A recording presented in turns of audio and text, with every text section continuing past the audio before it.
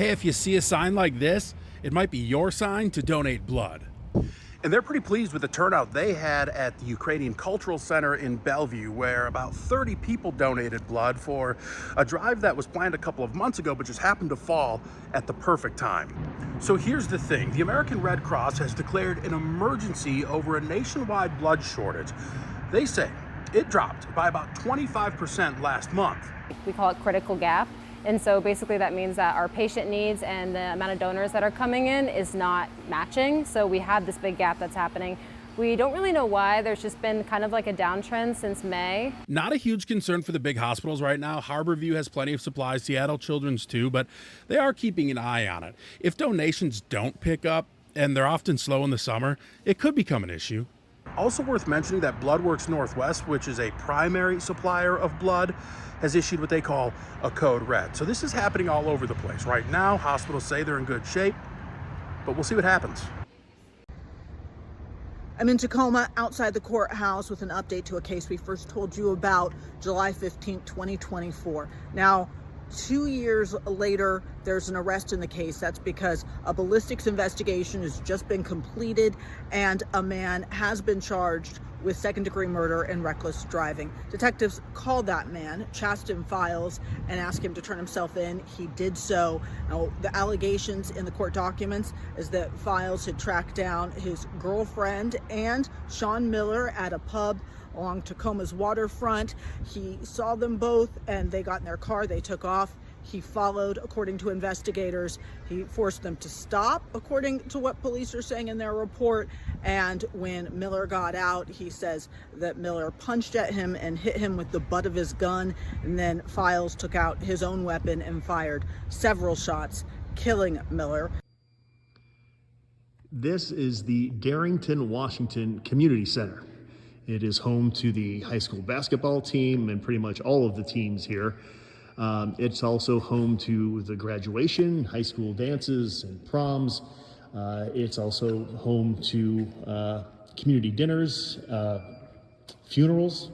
Pretty much anything that happens in the town of Darrington happens here. There's a situation here now because the funding, about half of the funding to keep this place open comes through a levy through the school district. That levy is up for renewal in August, and it's a tough situation these days passing anything remotely tax related, but that is what they're looking to do here. They say if this levy does not pass, this community center will likely have to shut down. There would be no place for the basketball team to play. There would be no place for graduations to happen. So they're really hoping for the community here to look at the bigger picture and think outside of their own pocketbooks to support the community at large. Olympia's Capitol High School may be a place where we get a couple of U.S. Olympians. Hannah and Amanda Mall, write those names down. Remember these two. They are just amazing. They now jump for the University of Washington, and they are kicking butt. If you look at the top 16 record heights for pole vaulters in the NCAA, they're all held by one of those sisters, Hannah or Amanda. They're 21 years old.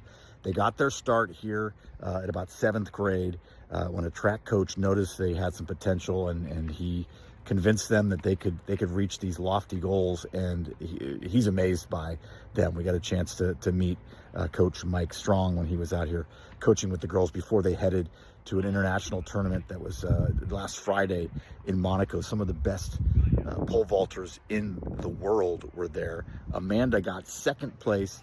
Hannah got 7th place. I didn't want to bring up the Olympics. I don't want to put any pressure on these young gals, but I read another interview they did with the UW saying that they are hoping to make the Olympic team in 2028. Their goal is to tie for the gold medal. That would be quite the story.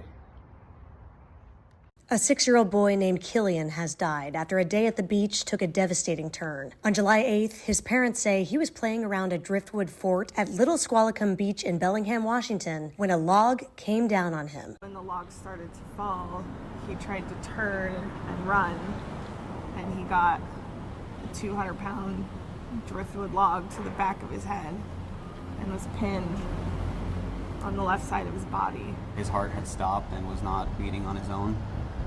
They were doing CPR and had been for a few minutes. First responders airlifted Killian to Harborview Medical Center. The fall left the boy with critical injuries, including skull fractures, a broken nose, and a collapsed lung.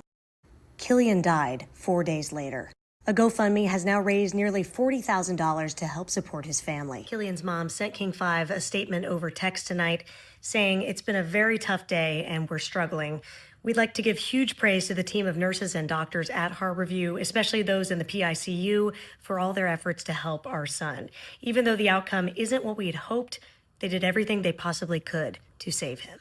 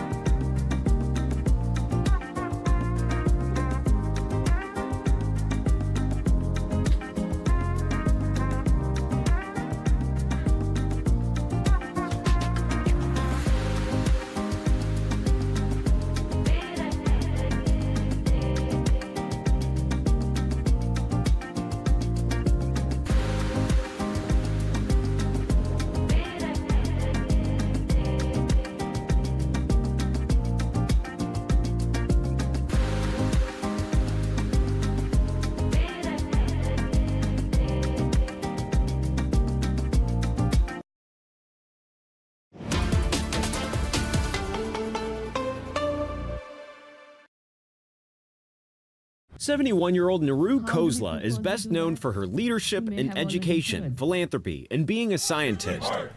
But now she's stepping into the sports spotlight after the National Football League said she's expected to become the controlling owner of the Seahawks. She co-founded CK12 Foundation, the nonprofit organization that has worked to reduce the cost of textbooks for K-12 students across the world since 2007. We don't recognize that our children's generation is different from our generation. They're digital natives. Born in India, Naru met her husband Vinod, one of Silicon Valley's best-known venture capitalists. They were high school sweethearts, and together they immigrated to the United States and have 4 children. She said her calling and felt what her calling was watching her children be educated in this country. Greg Bell has covered the Seahawks for decades. He's fielded questions about the Khoslas from fans and radio hosts alike. This is the first Super Bowl champion to be sold within months of winning it all. It was from this trailhead where 2 women set off on a day hike up to Pinnacle Lake. It was during that hike that something terrible happened. It was along the rugged Cascade Mountain Trail where the grim discovery of 2 bodies was made this morning. They were both shot in the head. The peaceful forest, not so peaceful tonight. So I've been in law enforcement in this county now for 31 years and change. And it's the only incident I'm aware of where people were murdered on a hiking trail. A man and woman discovered the bodies and had to race several miles toward the Gold Basin campground to call for help. They ran down the trail, got into their vehicle, and drove the 6 miles back down to the mountain loop, and then drove to the nearest campground that happened to have a payphone, and they made the call. The 911 call is a little chilling. 911 radio plane. Murder scene. Up the trail for Pinnacle Lake. Team, what's there? 2 girls. Okay, and what are they doing there? They're dead. At this point, the main thing I'm doing is trying to reach out to those people that might have encountered the killer and don't know it. And I don't know what the procedure is for that, but that's, I think, where we are. I don't think the killer's told anyone yet, but and maybe won't. We have some science, and we're going to re-examine some things that were never tested and hope for some new nuggets of information there.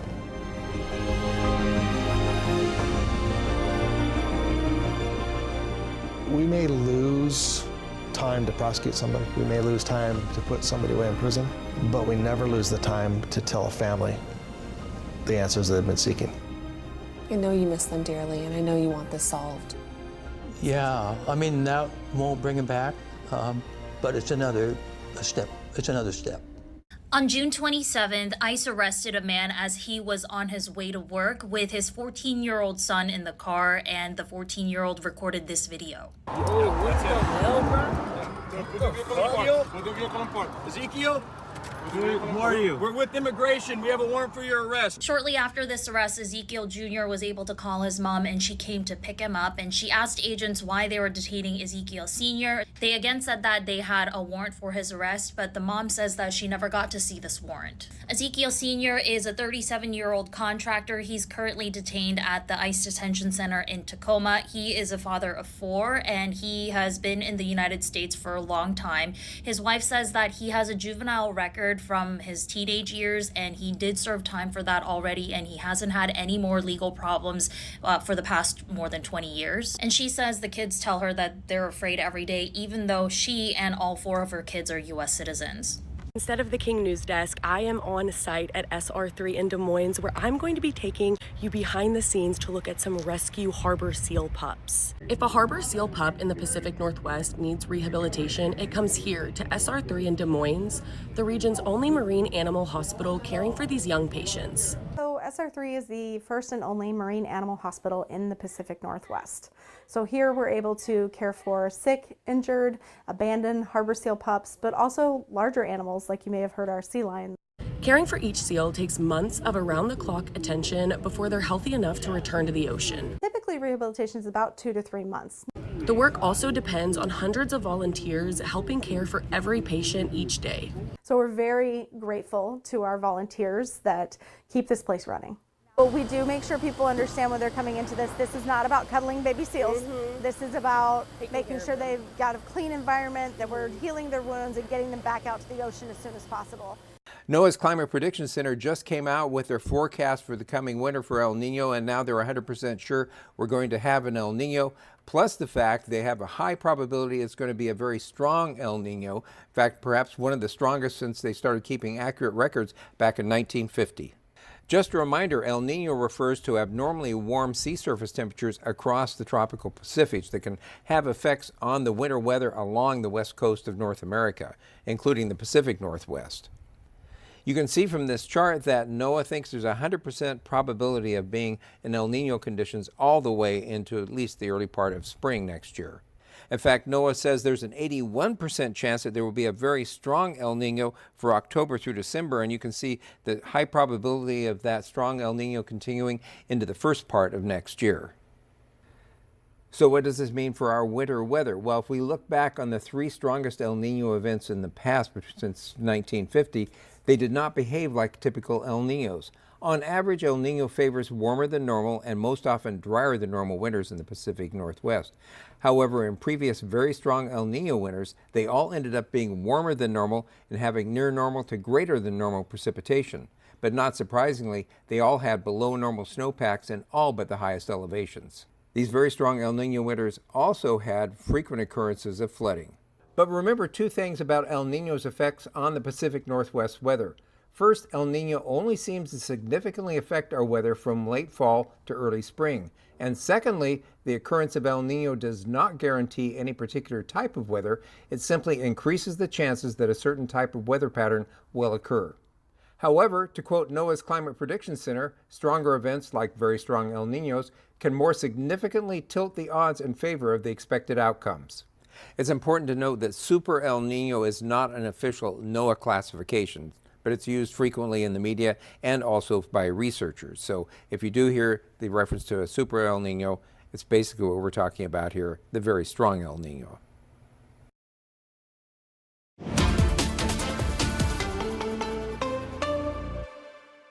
can hold their breath. Oh, there you go.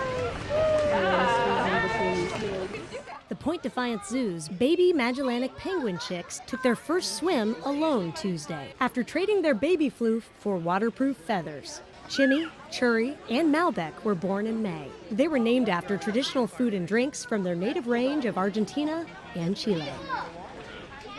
Plan on voting on Washington's millionaires tax this November. Governor Bob Ferguson kicked off the No 645 campaign. You'll hear more about Initiative 645 as they look to convince voters to say no this fall. Groups like Let's Go Washington are looking to repeal the millionaires tax after the governor signed it into law this March. Let's Go Washington gathered petition signatures because they argue this tax opens the door to a broader state income tax and calls the 9.9% tax on people who make $1 million or more unconstitutional.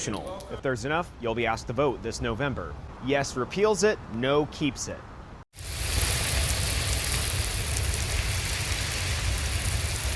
I came out back and I looked and the tree was engulfed and I'm like, oh my gosh, I started panicking and I'm like, okay, what do we got to do? Start unwinding the hoses. We got to try to get this put out.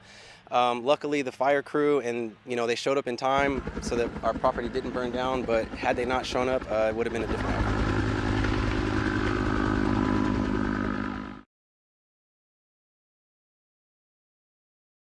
Let's talk about Seattle as a soccer city. Your thoughts on the Sounders? I love the Sounders. I think the Sounders have a really good heritage. They have one of the best histories of any MLS teams. The Sounders are a winning team, and so I love having the Sounders in my backyard. I remember when Clint Dempsey first came here, I started watching the Sounders just because I was a big Clint Dempsey fan. And so I was watching the Sounders way back when I lived on the East Coast. And, I started to fall in love with the team little by little. I also see your Reign crest on your shirt. You're an analyst for the Reign. They just had a great home win over their rivals, Portland. One of my life goals, one of my dreams is to own a women's soccer team. I've just always had a passion for women's soccer. I tell a story about it. It all started when I started coaching kids. And, they were U9, so they were just getting into the game. But it just felt like the girls had this really amazing teamwork mentality, and they just wanted everybody to enjoy the game, even if they were winning or losing. So for some reason, it's always ignited this passion in me for women's sports and women's soccer.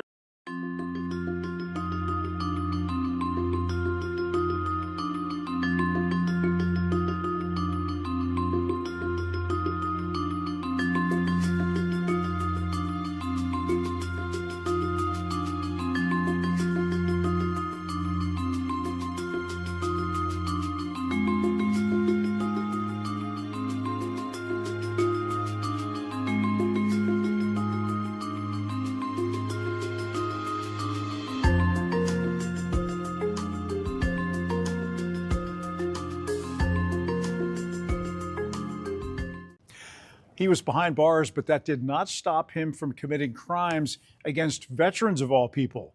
A federal jury in Seattle took 6 hours to deliberate before convicting Darrell Lamont Young of 14 counts of fraud and aggravated identity theft. While an inmate, he used a phone in the King County Jail to call the VA Medical Center posing as a Veterans Affairs employee. He said he needed the names and personal information of veterans in intensive care. He would then either call the veteran or their emergency contact, a relative, let's say, and say he needed their credit or debit card number to deposit financial benefits into their account. Of course, that did not happen. The feds say Young and an accomplice stole more than $8,300 from 30 victims. The pair have not been sentenced yet, but are facing lengthy terms in federal prison. That fire happened right across from a bus stop, and so a lot of people making note of this building that's now black on their morning commute. You can see there on the first floor just a lot of ash and debris on the ground. There's water damage for that first floor, but if you pan the camera up, that is where most of the damage is. That is where the fire started. You're looking at the third floor where the windows are blown out. There's a lot of damage on the exterior, a lot of damage on the roof. We've watched throughout the morning as firefighters have chucked things out of the third story and just blasted firefighting foam inside this building. Now, we're told by the firefighters it started about 3:30 this morning.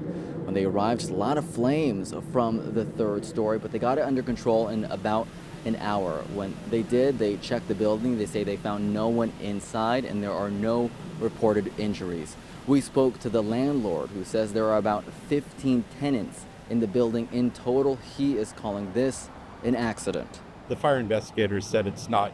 No foul play, no arson. No candles. We have a strict rule about candles. No open flame, but it could have been a defective lamp, or they don't know. A lot of these business owners have showed up throughout the morning, and it has been a visibly distressing morning for them. Tears have been shed. We spoke to one salon owner who says her business is located in the back of this plaza. It has not been damaged, but still she has to close for at least the rest of the day. And today she was fully booked out. In Seattle, I'm Christian Balderas, King 5 News.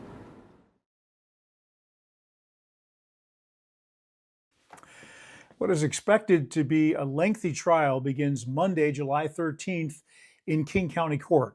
That's when the Albertsons grocery store chain faces off against the Washington State Attorney General's office.